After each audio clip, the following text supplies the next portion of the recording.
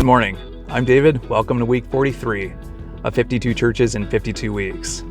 This is a one-year spiritual challenge as we attend a new church each week. So if you want to join along, make sure to like and subscribe. I want to say thank you to all those that help support the channel. So I'm still processing what in the world happened last week at Asbury University. I had never been part of a setting where it was so organic. The worship, it was just so freeing. It was pure praise, pure prayer. And to see these 18 to 25-year-olds get up at this altar, repent of their sins, as God, it felt like a Psalm 23:5, just where God's love and God's grace was just overpouring and overpouring and overpouring on this generation. It was so crazy. So on Sunday, authorities had to shut down entry into this Wilmore, Kentucky town because the town had reached capacity.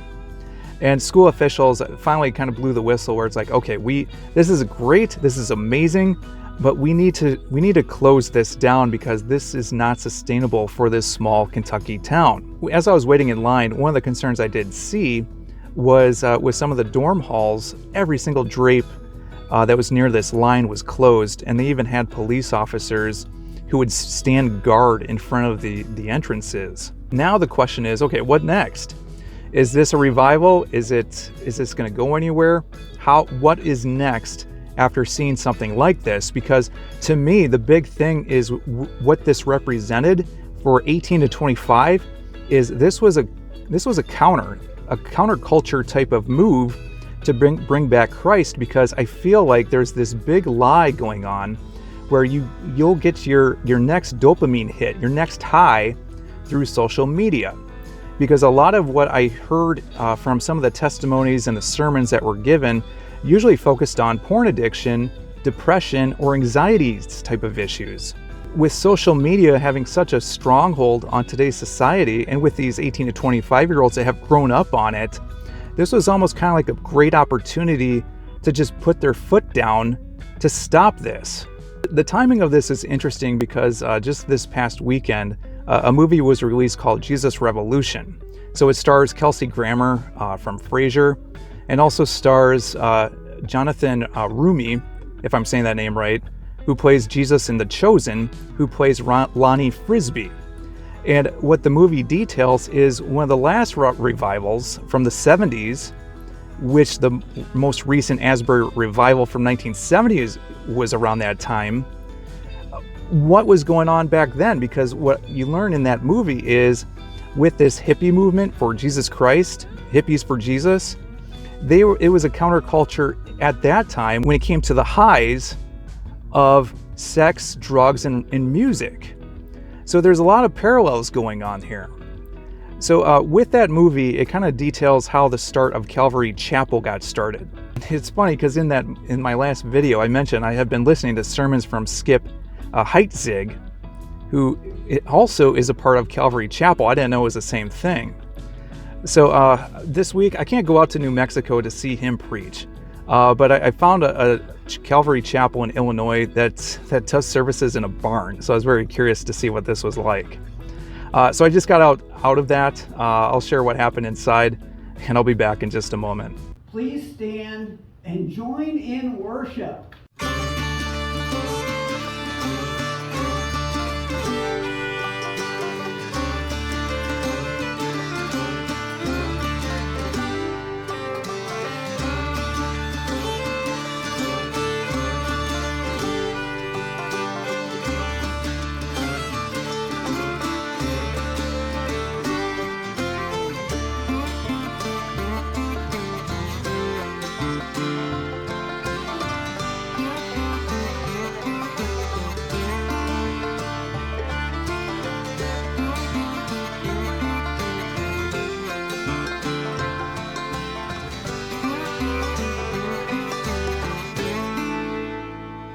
Before this church visit, I decided to go see the Jesus Revolution movie.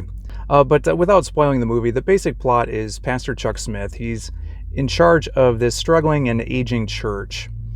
And his daughter comes across this Jesus-looking hippie street preacher named Lonnie Frisbee. And I guess the real story is his daughter's boyfriend actually found him hitchhiking. So Chuck and Lonnie start talking, and Lonnie's basically kind of looking for a chance. He's basically telling Chuck that with his generation, like, they're looking for these highs with drugs and sex and music, but they're looking for the right thing in all the wrong places. So Chuck Smith, he's kind of, the heartstrings kind of pull for him, and he invites Lonnie and some of his friends into the church. Well, Lonnie turns out to be very charismatic, and soon the church grows and grows and grows. So I won't go further too much into it, but one of the things I did find that I've never seen really portrayed in many movies is just the significance of baptism. And to see that born again type of revelation for those that got baptized, I've never seen that on the silver screen before. What I appreciate about the movie is it wasn't like a traditional take on most cookie cutter Christian movies. Basically those that kind of pat you on the back for attending just because you're a Christian, essentially preaching to the choir. What this did instead is it acknowledged the difficulties and the challenges from different sides. So from one side, you kind of saw some of the dangers when it came to that rigid, straight Christianity, who's all about the Bible and will not have any problem casting people out of their church that don't fit a certain mold. But at the same time, it wasn't afraid to acknowledge the pitfalls that you may see with a more kind of progressive fluidity when it comes to some of these more loose type of denominations.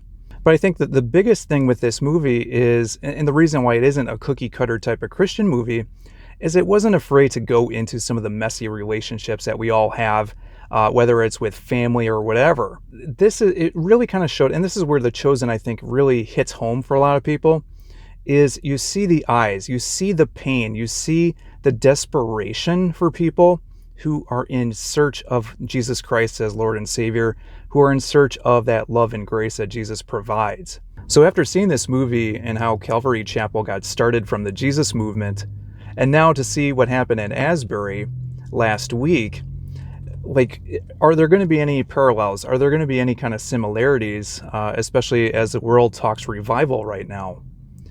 So with Calvary Chapel, I wanted to check this out 50 years after this movement. And walking in, I had a number of people greet me, took a seat. The barn setting was so unique. Like, I wanted to explore it right away, but I know church was going to start first. And I could tell it was a little bit different because the pastor, and I guess he was actually the guest speaker, I didn't know that at first, he was up on stage and he was making notes. A bad part of me was just kind of like, did you come prepared for the sermon here?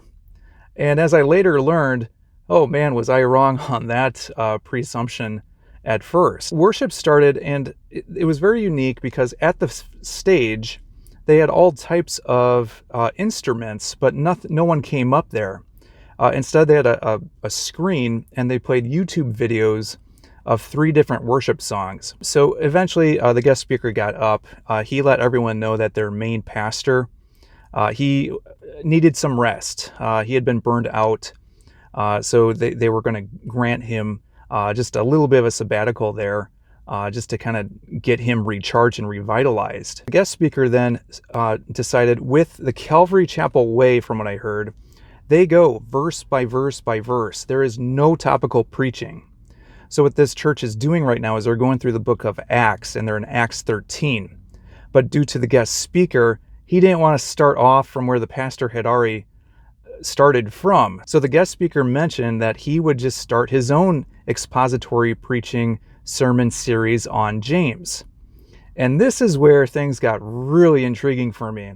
I have never heard of a sermon that was just so in depth, just so into the book of the Bible, to just pull out all kinds of different information. So I started taking notes early on, and within the first 15 minutes, I had written all this. So I had to go back to the ushers to get more paper because I was still writing down more notes. It was insanity. And you know where we got? We went through James 1, verse 1. That was it. And he was going into this giant overview on James. What time period was this? who was James? How do we know that it was James, the half-brother of Jesus, of all the Jameses mentioned in the Bible? Because I guess he mentioned there were 4 of them, and he went very in-depth to present how it has to be James, the half-brother of Jesus.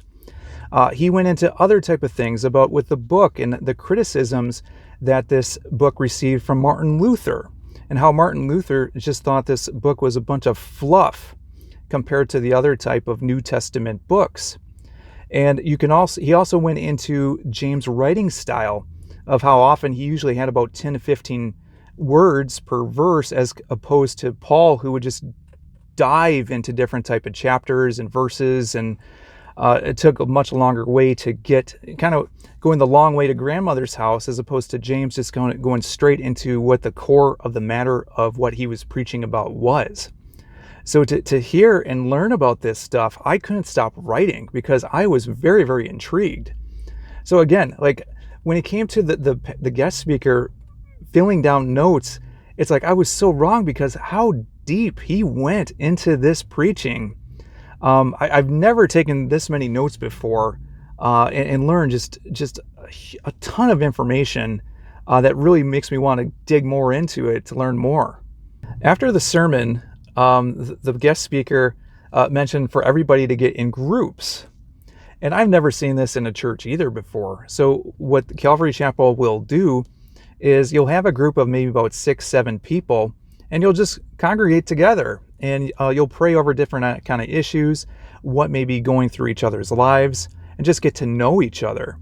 To me, like most of the churches I go to, you have the sermon, maybe you have a worship song, bada bing, bada boom, and you're done. With this, you really connected with people. And for those that were in my group, there was one gentleman, he was mentioning he was having some health complications, so he needed prayer over that. For me, I was praying over Gen Z, especially after seeing what happened with Asbury. What can this new generation, if this is something that can spark something new? There was also 2 high school students that were in this, and one, she was praying to find a college, and the other one was praying to get his permit and for some high school basketball that he was doing. And I guess the other gentleman, their dad, he was praying for his wife who had been ill for the past week. So to learn each other's stories and just pray over each other, I thought one of the best ways I've ever seen a church connect and get to know each other. After service, I was invited to go downstairs for this coffee and snack get-together. And when I got down there, all the tables were filled. Everyone was talking to each other. So I decided to kind of linger and kind of look around. And 2 gentlemen invited me to take a look upstairs in their barn area for what they do with groups. And my understanding with this church is that's where they started meeting as a church. I guess the building, it was another business. I think it was a coffee shop at one point. And they would just rent out this space to other type of businesses or organizations just for meet and greets. But the building became on sale as a whole. So the church bought the barn back to do their entire church. And upstairs, it was just there's so much character up there. And to see some of the wooden booths that they had, there had to be some inside joke with some kind of like Pokemon stuffed animal looking over things. I don't know. It was just so different. And to see, like I got on the balcony and I overlooked this entire church area, and the barn aspect, it was just so rustic. I really liked what they were doing. But yeah, it's with the symbolism. They had this giant portrait of underneath it said eternity. And then he had like this cowboy and cowgirl thing going on with this big portrait. It's very unique. It's not something that you're ever going to see in any other church, but yeah, it added so much character for where this church came from. That's going to wrap up week 43. Hope you enjoyed this week's visit to Calvary Chapel. For next week, I'm not sure where to go yet. If you have any requests, make sure to leave those in the comments below. But as always, make sure to like and subscribe. Always appreciate the support. Until next time, hope you have a good one.